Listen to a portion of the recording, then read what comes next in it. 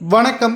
சற்று முன் கிடைக்கப்பெற்ற மிக மிக முக்கியமான செய்தி ஒன்று வெளியாகியுள்ளது. புதிய திருப்பம். டெல்லிக்கு செல்லும் டிடிவி தினகரன்.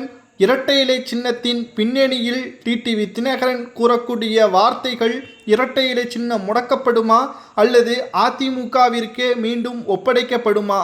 இரட்டை இலைக்கும் டிடிவி தினகரனுக்கும் என்ன சம்பந்தம்?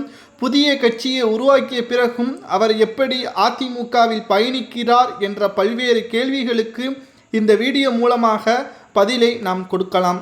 அதாவது டிடிவி தினகரன் திடீரென்று டெல்லி பயணம் செல்வது ஏன் என்று பல்வேறு கேள்விகளும் அமமுக சீனியர்கள் நிர்வாகிகள் மூலமாக ஏற்பட்டுள்ளது.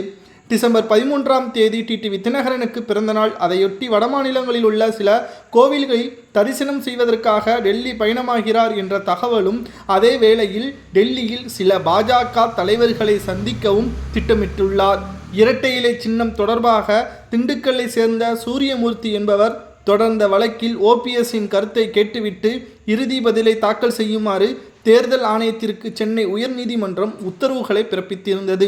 அதைத் தொடர்ந்து ஓபிஎஸ், எடப்பாடி பழனிசாமி இருவரும் அவரவர் பதிலை எழுத்துப்பூர்வமாக டிசம்பர் 19ஆம் தேதிக்குள் அனுப்ப உத்தரவுகளும் பிறப்பிக்கப்பட்டுள்ளது.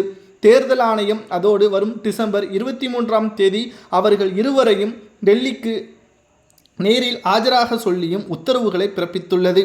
இந்த சூழலில்தான் டெல்லிக்கு பயணமாகிறார் தினகரன் பரபரப்பை ஏற்படுத்தியுள்ளது.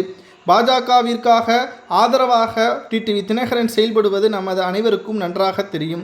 இந்த நிலையில்தான் டெல்லியில் உள்ள ஒரு நட்சத்திர விடுதியில் பாஜகவின் 2 தேசிய தலைவர்களை சந்திக்க திட்டமிட்டிருக்கிறார் தினகரன். வரும் 2026 சட்டமன்ற தேர்தலுக்குள் அதிமுகவை தேசிய ஜனநாயக கூட்டணிக்குள் கொண்டு வர திட்டமிட்டு வருவதாகவும், பாஜக இதுவரையில் அதற்கு எடப்பாடி பழனிசாமி சம்மதிக்கவில்லை என்றாலும் தேர்தல் நெருங்கும் பொழுது மனநிலையில் எடப்பாடி நிச்சயமாக இரட்டை இலை சின்னத்தை முடக்க வேண்டிய சூழல் ஏற்பட்டால் அதற்கு முழுமையாக சம்மதிப்பார் என்றும், அதை பற்றி சில கருத்துக்களை தெரிவிப்பதற்கும் டிடிவி தினகரன் அவர்கள் டெல்லி பயணம் மேற்கொண்டுள்ளார்.